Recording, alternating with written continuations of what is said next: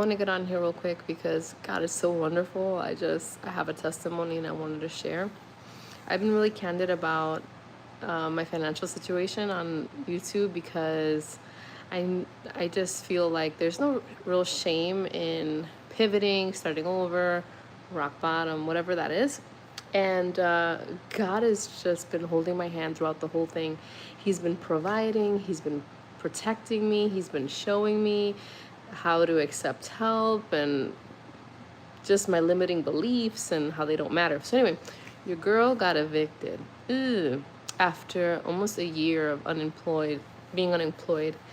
I went through all my savings. I tried really hard to stay in New Jersey. I did not have a plan to back to Florida, especially not to live with my child's father. Not part of my plan. And again, I don't suggest you should do this, but this is only a God thing. Because it wasn't part of my plan. But anywho, and so now I'm in Florida and we need like a bigger place. We needed a bigger space, bigger apartment. But I already have an eviction on my record, and people, loved ones had spoken things over me like, you're never going to find an apartment. No one's ever going to rent you an apartment. It's going to be really difficult, blah, blah, blah.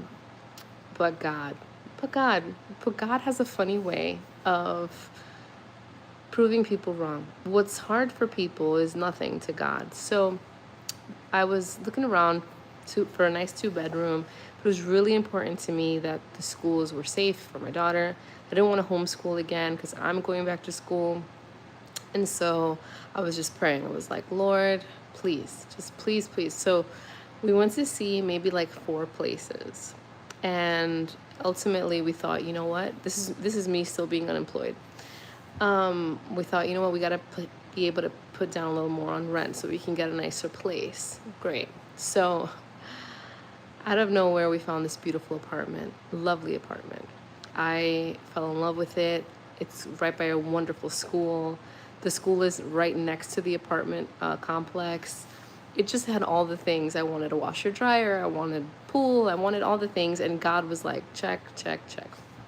So it's time to apply. The realtor was like, okay, Jelena, whenever you're ready, you can apply. So I was really honest in my application. I said, I have an eviction on my record, and I was just really candid about the whole thing. And I was like, whatever works, So I had asked the realtor, I said, there's no credit requirement for this apartment. And she's like, no, the owner doesn't really care about credit. She just wants a good person.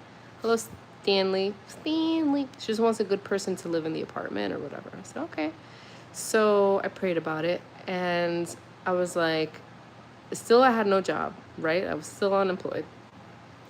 And I'm like, God, I'm trusting you. I'm just trusting you. And he just kept telling me, stop looking for apartments. Just relax. I said, okay. Turns out I put in the application with my credit. We got the apartment, and I think it's hilarious. We just signed the documents today. But people were saying it's impossible. No one's gonna rent you an apartment. You're broke. You're far gone. Literally, I started working yesterday. I got a remote job. Praise the Lord.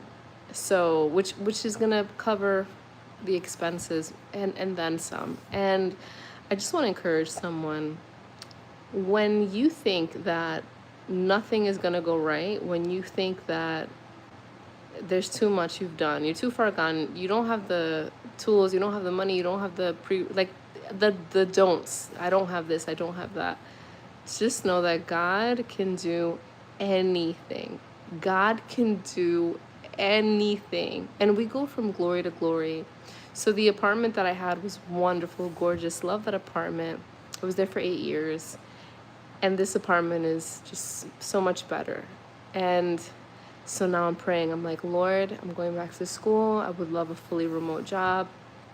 Literally in this week, I've gotten more job opportunities than I've ever had in the past year.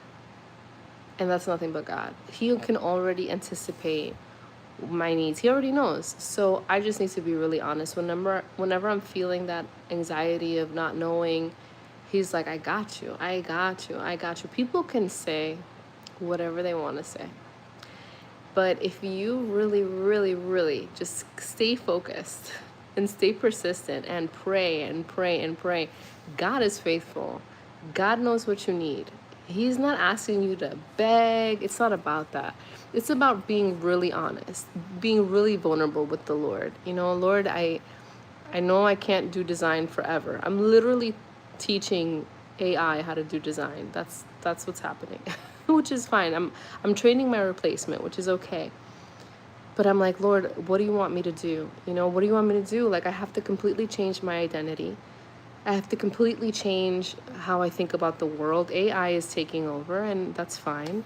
So where am I? I'm no longer Jelena the designer. Like, he's like, no, you could teach. So I started teaching, and I started teaching in special needs classrooms, and it was the most rewarding thing ever. But if you would have told me that this is what I wanted to do with my life, I would have said absolutely not. I didn't like kids until I had my kid, and I was like, oh, this is actually pretty cool. And then I homeschooled, and I was like, oh, I can actually teach. So whenever you hit this roadblock in your life, where the plan that you thought you had doesn't pan out, or you got to pivot, you got to do something else, or the job that you had is now obsolete, or whatever, just know that God already has a plan for that. How do you handle anxiety? Asking for a friend. That's so funny. Hello everyone. Love you guys. Anxiety, God is really clear when it came to my anxiety. He said to me, you're trying to do my job for me. You're thinking too far ahead. You're trying to rationalize things that you can't control and you can't even understand.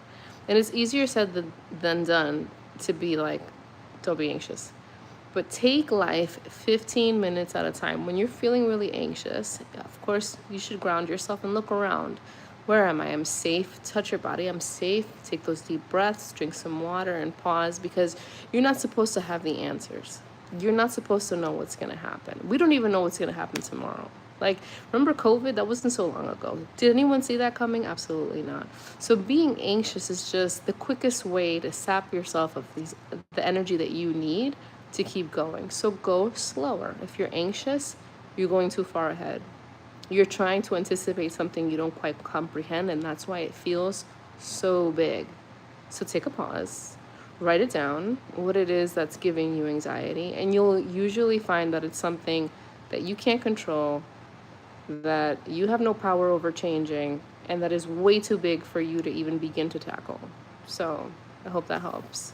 But yeah, God can do absolutely everything. I would have never thought that I'd be going back to school for something completely different after having a successful design career for 13 years. Praise the Lord, though, because if all of these changes wouldn't have happened, if I wasn't forced to leave, I wouldn't be living this new life. I wouldn't be this new version of myself. It is never too old. You're never too old. It's never too late for you to reinvent yourself. God really wants to show you how multifaceted you are, how He's planted so many beautiful things in you, and you just have to trust Him to cultivate that. It's not about competing with anybody else or keeping up or what are other people doing. It's literally about getting to know yourself. And sometimes we make our job our identity. Sometimes we're known as, Jelena the designer, and that's what I was known at. And then what happens when I can no longer design? Who am I? And God was like, you are so much more than your job. You are so much more than where you live. You are so much more than your dating title, or if you have children or not, or your bank account. You're so much more than that. There's so many beautiful things. If you just trust Him and open your heart for Him to show you, for Him to really show you, even in your skepticism, you could just say, Jesus, if you're real, I need you to help me, because I don't know what I'm doing with my life. And that surrender and inviting Him into your process is all it takes for God to just change your life drastically.